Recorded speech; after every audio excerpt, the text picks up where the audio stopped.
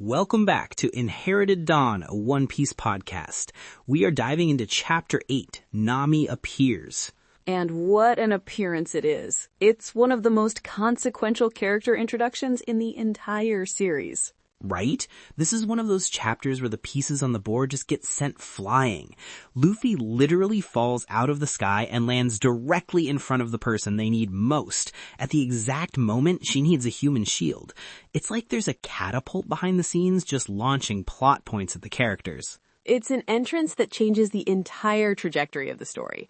If you want to make sure you never miss a chaotic course correction like that, maybe try to course to our subscription feed. It's a lot more reliable than Luffy's navigation. So much more reliable. Okay, let's get into it. The chapter opens with our two-man crew, Luffy and Zoro, and they are in a bad way. They are starving, utterly, completely lost at sea, with no food. It's not just a comical predicament, it's the first time we see the brutal reality of the sea as an antagonist. It's vast, it's empty, and it will kill you through simple attrition if you aren't prepared. And it's drawn so well. They're just shriveled up, lying on the deck of this tiny boat. You can feel the heat and the desperation. And we immediately get to the heart of the problem. Zoro's like, how are you a pirate who can't navigate? Which is the most reasonable question anyone has ever asked in this series. It's a question that hangs over the entire first saga. A captain who can't navigate, can't cook, can't fix his own ship, can't lie, can't even swim. It underscores the central theme of the story. You cannot achieve a great dream alone. And Luffy's answer is just peak Luffy. I just wander around and it works out. And the best part is Zoro can't even get mad because he's in the exact same boat. He has no leg to stand on. Literally, he admits he never even meant to be a bounty hunter. He set out to sea to find a specific man, and then he couldn't find his way home. That single line of dialogue is so dense with character information. That is such an incredible character detail. It's genius. The pirate hunter Zoro, this feared name in the East Blue, is only a bounty hunter because he has the worst sense of direction in the world and needed to pay for food. It completely recontextualizes his entire journey up to this point. He wasn't hunting pirates for justice or for glory. He was hunting them for lunch money because he was too lost to get a normal job. It also makes him deeply sympathetic. Before, he was just a cool, strong swordsman. Now, he's a cool, strong swordsman with a fundamental, almost tragicomic flaw. It makes him more human. It tells you his drive isn't money or fame. It's a single, personal quest. He has a destination, a person he's looking for. He just has no idea how to get there. It's the ultimate irony, isn't it? The man with arguably the most specific, tangible goal, defeat this one guy, is the most physically lost. Meanwhile, Luffy has this massive, almost impossible dream of finding the One Piece, and he's just happily drifting wherever the wind takes him. They're perfect foils for each other. It shows the different ways they approach their ambitions. Zoro is linear. He has a target. Luffy is radial. He expands outwards, trusting that his path will eventually encompass his goal. The fact that they found each other feels less like coincidence and more like a necessity. They are each other's anchors in their own unique ways. And Luffy, bless his simple heart, just puts it together perfectly. He goes, oh, so you're lost too. Just cuts right through all of Zoro's pride and bluster. Zoro getting so mad at being called out is perfect. It's the truth. He's just a lost little kid, and Luffy saw it in a second. It's the foundational problem of this crew. They have the dream and they have the strength, but they lack the basic skills to survive the journey. It's the first time the story has presented a non-combat obstacle that they absolutely cannot overcome on their own. They can beat Marines, they can beat other pirates, but they can't beat an empty stomach and a blank horizon. Exactly. It's not about punching harder. It's not about swinging a sword better. It's about needing a brain, needing a specialist. It's the first big help wanted sign for the Straw Hat crew. Position, navigator. Must be able to tolerate extreme stupidity. And right on cue, as if summoned by their desperation, a giant bird flies overhead. A strange-looking creature that seems out of place in the East Blue. And Luffy, in what is maybe the most Luffy-brained move we have seen yet, decides his plan is to eat it. Not shoot it, not try to lure it. No, his entire plan is 1, stretch, 2, grab, 3, dinner. There's no step 4. His instincts are so primal. See food, get food. There's no risk assessment. The bird is easily 10 times the size of their boat, and his only thought is yum. He stretches his arms out, grabs its legs, and immediately gets snatched up into its beak and carried away. The physics of it is nonsensical and perfect. He becomes the worm on the hook. It's pure, uncut, chaotic stupidity, and I love it. He's just gone. 1 second he's on the boat, the next he's a screaming piece of bird food flying across the sky. The panel where Zoro is just looking up at this tiny dot in the sky is one of the funniest in the early series. The sheer bewilderment on his face. Leaving Zoro alone, shouting after him, having to row for his life to keep up. This is the dynamic. Action and consequence. Luffy does something impulsive, and Zoro is left to deal with the fallout. It's the foundation of their entire relationship. Luffy is the agent of chaos, and Zoro is the long-suffering force of order trying to clean up the mess. It's the perfect way to split them, too. It's not like they just wash up on different sides of an island. No, one of them gets abducted by wildlife. It's so much more fun, so much more one piece. It also establishes that the world itself is a weird and dangerous place. Giant birds are just a thing that happens. It's a very effective narrative tool. It physically separates them, allowing them to have 2 different introductory experiences in Orangetown. It maximizes the amount of information we can receive. So, as Zoro is frantically rowing, he comes across 3 men stranded in the water, clinging to debris. They look pathetic. And this is such a great Zoro moment. He doesn't even slow down. He doesn't stop to ask what happened. He just yells at them to grab the rope. There's no time for questions. He's on a mission to save his idiot captain from being digested. His priority is singular. It shows you where his loyalty already lies. These strangers are an inconvenience. His captain is the mission. But he's not heartless. He saves them. He's a good guy deep down. He's just busy. They get on board, and of course, they're not just some random sailors. They're pirates. They work for a man named Captain Buggy, and the second they feel safe, their entire demeanor shifts. And they immediately try to take Zoro's boat. Big mistake. Huge. They see 1 guy, 3 swords, and think, 3 against 1, we got this. They have no idea who they just picked a fight with. It's barely even a fight. Zoro just dismantles them. He doesn't even seem to break a sweat. It's a statement piece. It shows the gap between a real swordsman with a dream, someone who has dedicated his life to the blade, and some random pirate thugs who use swords as tools. It's the difference between a swordsman and a guy who owns a sword. It looks like he just handles all 3 of them with the 1 sword in his hand. It's a power scaling moment. We see he's on a completely different level from the average East Blue fodder. It also establishes his pragmatism. He doesn't kill them, he just incapacitates them and puts them to work. He's not a murderer, but he is ruthless when he needs to be. He has a code. And once he's asserted his dominance, we get the story. These guys got tricked. A girl stole their boat, their treasure, and left them to sink. The way they describe her is so telling. And they give us 2 critical pieces of information. First, she's a brilliant thief, a master of deception. Second, she can predict the weather. She knew a squall was coming when the sky was perfectly clear. Ding, ding, ding. Zoro's ears perk up immediately. You can see the light bulb go on over his head. That's the skill they need. That is the exact person who can solve the problem they were just complaining about 5 minutes ago. It's so good how a need is set up and then a potential solution is immediately presented, but in a way that feels organic to the chaos. It's not just a solution, though. It's a complicated one. She's a thief who targets pirates. That's not exactly a team player. From Zoro's perspective, this potential ally is also a potential threat.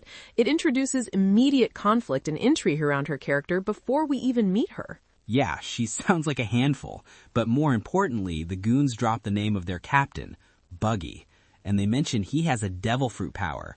They talk about him with this mix of fear and reverence. This is only the second devil fruit user we've heard of after Luffy. The way they talk about him, it builds a certain mystique.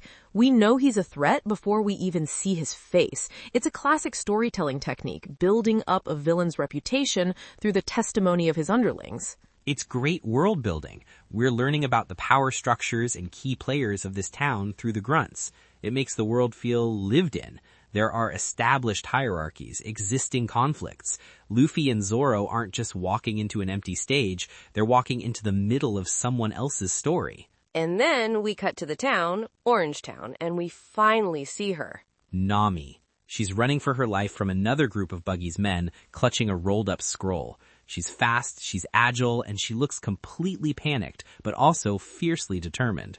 They make it very clear what she stole. It's a map to the Grand Line, the most dangerous sea in the world. Not just any map, then. This is the big one. This isn't a treasure map to some forgotten chest of gold. This is the key to the next stage of the journey. This immediately elevates her character. She's not just a petty thief stealing wallets. She has ambition. She is playing for the highest stakes. She's thinking on the same scale as Luffy, just with a completely different methodology. He wants to conquer the Grand Line. She wants to navigate it, to chart the entire world. Her dream is one of knowledge and exploration, whereas his is one of adventure and supremacy. They are two different approaches to the same legendary sea. And just as she's about to get caught, we cut to Buggy himself with his crew, and his men report seeing a strange bird in the sky. Buggy, being the kind of man he is completely unconcerned. He doesn't ask what kind of bird or why it's strange. He just casually orders them to shoot it down with a cannon. For fun, for no reason at all. This one line tells us he's cruel, flamboyant, and has a taste for casual destruction. The timing is just chef's kiss. It's a masterstroke of comedic and narrative timing. The cannon fires, the bird gets hit, there's this big explosion of feathers, and Luffy comes plummeting out of the sky. And lands directly in the street between Nami and the pirates chasing her. He doesn't just land, he crash lands. It's a violent, earth-shattering arrival that kicks up a huge cloud of dust. What an entrance. Forget walking into a bar, forget kicking down the door. Luffy's signature move is now catastrophic aerial insertion. He is the ultimate chaos agent. He doesn't find the plot. The plot has a gravitational pull on him. He bends the world around his own chaotic orbit. And the first thing that happens is the pirates, the superhuman Domingos, look on in shock as he just stands up, completely unfazed by a fall that should have turned him into a crater. He just pops up out of the dust cloud, brushing himself off. It's the perfect demonstration of his power to a brand new audience. Nami sees it. The pirates see it. They have no idea what they're looking at, but they know it's not normal. It's an immediate display of his inhuman durability without him even throwing a punch. And Nami, being as quick-witted as she is, immediately sees an opportunity. She doesn't scream, she doesn't question it. Her mind instantly calculates the variables. Mysterious, seemingly indestructible man appears out of nowhere between her and her pursuers. She points at Luffy and claims he's her boss. It's a brilliant move. It's so smart and so cynical. She uses the confusion, the shock of his arrival, to create a diversion and slip away. She literally throws him to the wolves to save herself. She sees this bizarre miracle, and her first thought is, how can I use this? It tells you everything you need to know about her survival instincts. She's pragmatic to a fault. She lives in a world where you use every advantage you can get or you don't survive. It establishes her as someone who is deeply resourceful, but also deeply untrusting. But she leaves him to deal with these three goons, and they're not too bright. They square up to Luffy, who is just standing there, utterly confused about where he is and what's happening. And one of them makes the single biggest mistake you can make when you meet Monkey Luffy. Luffy gets another free meal at Nami's expense. Nami. She's running for her life from another group of Buggy's men, clutching a rolled-up scroll. She's fast, she's agile, and she looks completely panicked, but also fiercely determined. They make it very clear what she stole. It's a map to the Grand Line, the most dangerous sea in the world. Not just any map, then. This is the big one. This isn't a treasure map to some forgotten chest of gold. This is the key to the next stage of the journey. This immediately elevates her character. She's not just a petty thief stealing wallets. She has ambition. She is playing for the highest stakes. She's thinking on the same scale as Luffy, just with a completely different methodology. He wants to conquer the Grand Line. She wants to navigate it, to chart the entire world. Her dream is one of knowledge and exploration, whereas his is one of adventure and supremacy. They are two different approaches to the same legendary sea. And just as she's about to get caught, we cut to Buggy himself with his crew, and his men report seeing a strange bird in the sky. Buggy, being the kind of man he is completely unconcerned. He doesn't ask what kind of bird or why it's strange. He just casually orders them to shoot it down with a cannon. For fun, for no reason at all. This one line tells us he's cruel, flamboyant, and has a taste for casual destruction.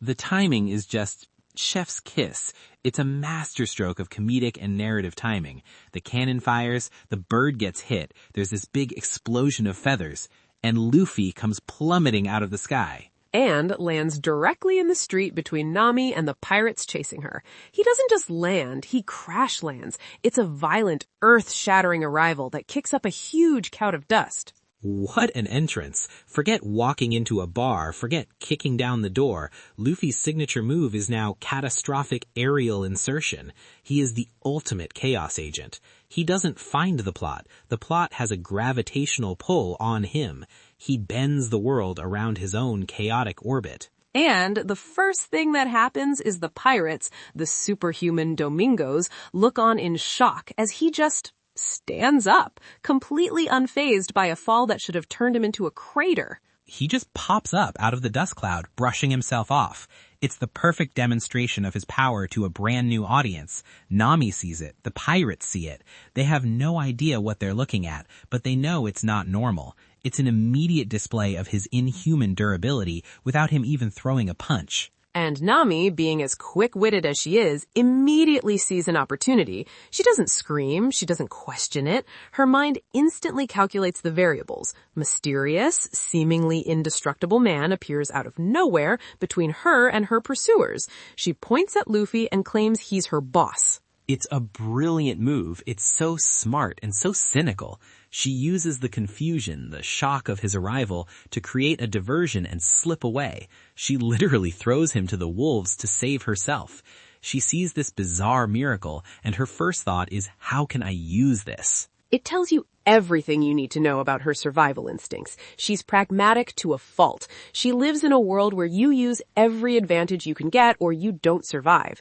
It establishes her as someone who is deeply resourceful, but also deeply untrusting. But she leaves him to deal with these three goons, and they're not too bright. They square up to Luffy, who is just standing there, utterly confused about where he is and what's happening.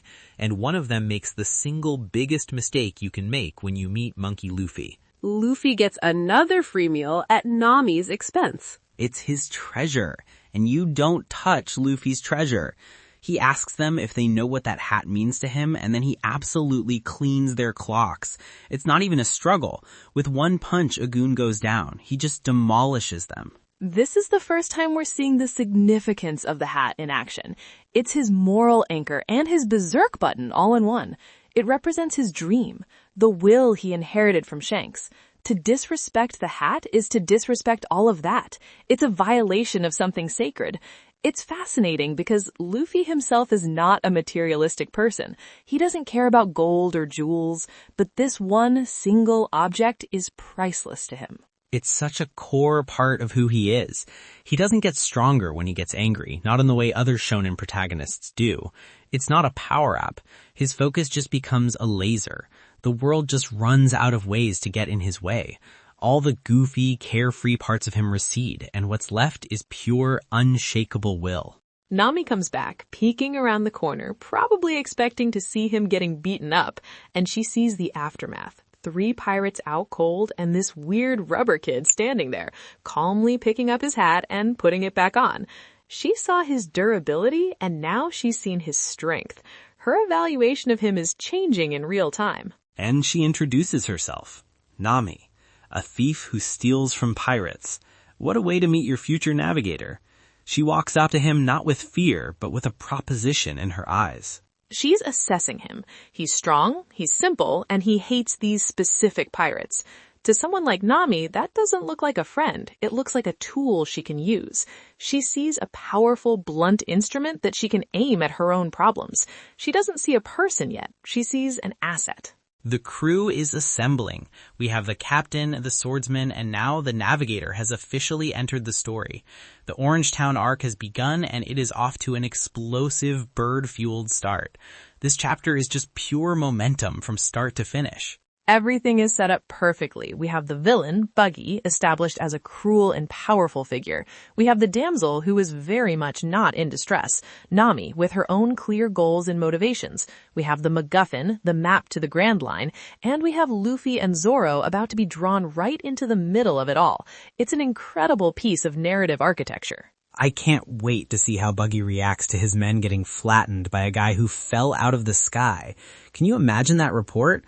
So, Captain, we cornered the girl, but then the sky exploded and a boy fell out of a bird and beat us up because we touched his hat. The report he gets is going to be very, very confusing.